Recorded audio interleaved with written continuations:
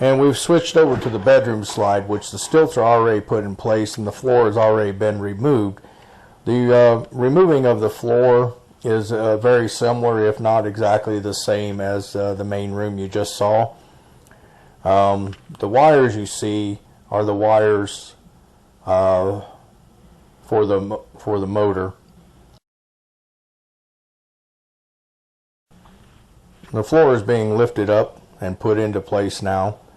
It's going to be slid in. It'll be under the mechanism inside and under the end walls, slid right into place.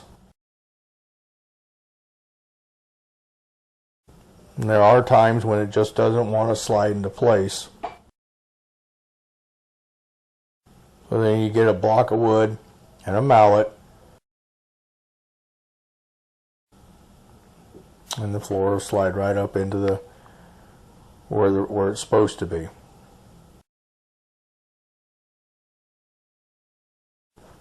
Start putting your screws in to secure the floor to the walls.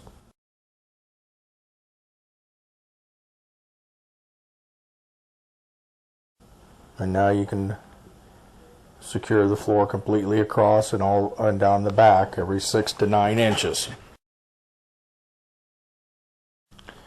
Bill has moved inside the unit to start putting the mechanism in place.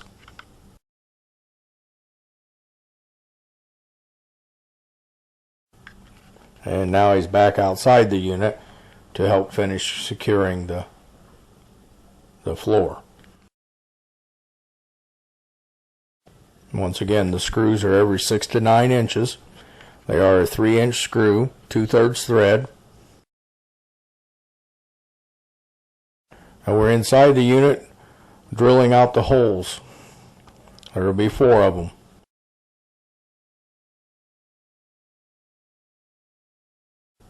The bolts have been dropped. The bolts have been pushed up from the bottom, and the washers and nuts have been applied and they were tightened, and you want it to be as flush with the bottom of the floor as possible. Now you can remove the stilts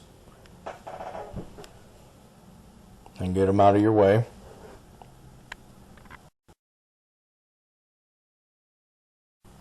The stilts have been removed. The bottom piece of molding has been brought back over. The old D-cell is being ripped off. It's going to be cleaned. You'll scrape the putty off of it. At this time you might as well do all 3 pieces that there is on this slide out.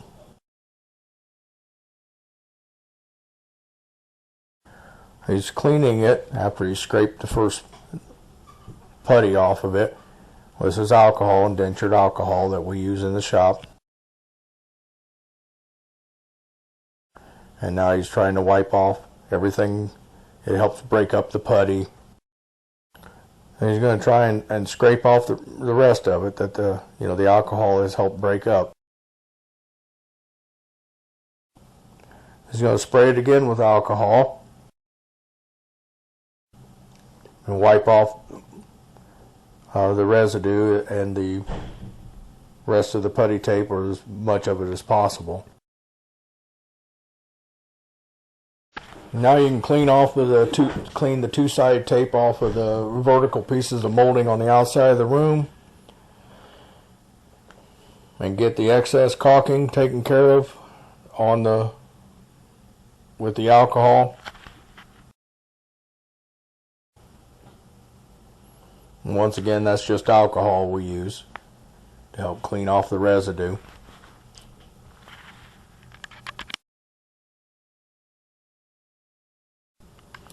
Use a razor knife to help get the excess caulking that is on the edges from the original seal work.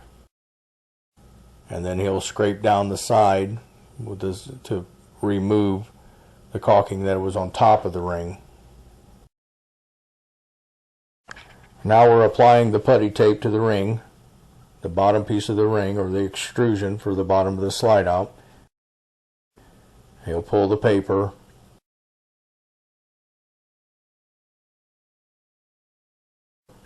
and put it in place because everything's been cleaned and taped now and get ready to screw it. You can either use a 1.5 inch pan, white, number 8, or you can use a 1 inch. You don't want to over tighten these screws because you can roll the ring back and then the corners will not line up properly. The molding is being screwed in place. All screw holes underneath in the ring need to have a screw in them. The rubber wipe underneath the room is being reinstalled. We generally start on one end and work our way down. The space in there is too narrow to put a staple gun in there. That's why screws must be used. You line it up, try to make sure it's all the way down on the little ledge in there, and it rolls up on the floor as you can see in the picture. And we usually use 1 inch screws, pan heads for this. The color at this point really is irrelevant because the molding will cover the screws. The molding is being put in place now. This piece of molding does not require putty tape.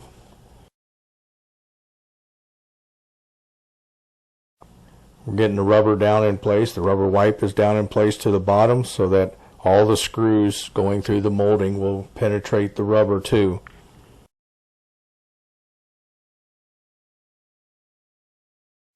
He's got the rubber down in place where he likes it, and now he's filling in all the screw holes. Once again, we use a 1 inch pan. This is the angle piece that goes on the back of the fascia ring. Generally speaking, we can use the first hole to line it up and we rivet it in place. A lot of times the second hole has to be re-drilled. You use the holes on the outside ring. Use the holes on the outside ring to re-drill and then rivet it.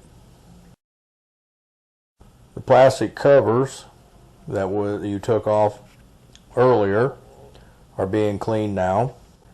Once again, you use alcohol to scrape off the two-sided tape. It generally comes off relatively easy. Once you get done scraping it, of course, you clean it a second time, and now you're applying the two-sided tape. You'll have 4 rows of it, one on each outside, or not on the outside, but about 1/8 of an inch in or so. And then you peel the paper off of the back of it so it can stick to the ring. And then when there's paint or graphics involved, you line the graphics back up, and of course you use the one that came off of that side of the slide, as you can see here. Now we're cleaning the back of the ring. The ring we've already removed the old D-cell. You wipe it down with alcohol and clean it up for the application of the new D-cell that will go on. We start the D-cell on the bottom of the slide, work our way around. That eliminates unnecessary scrap.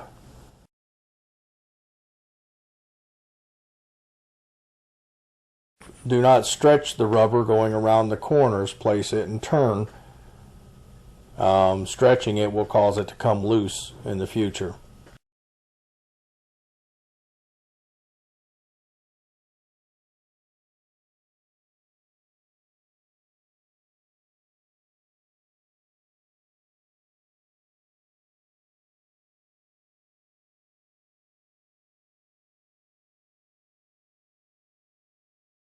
Bill's finishing up the rubber, putting the 2 pieces together underneath the slide out, and we're getting ready to clean the end wall from the putty tape.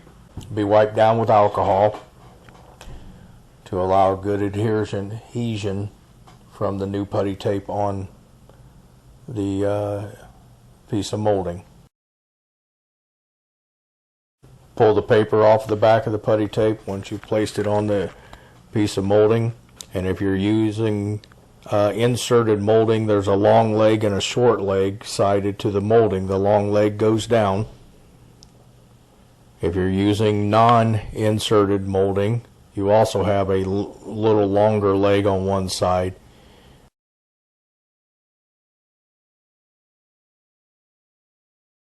You want to place this at a slight angle outwards. And if you look at the floor line to the molding, you'll see what I'm talking about.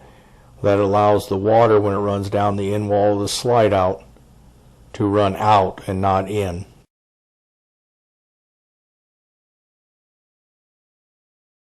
Screw cover or insert cover is being placed. Trimming it off, getting ready to put the end cap on it.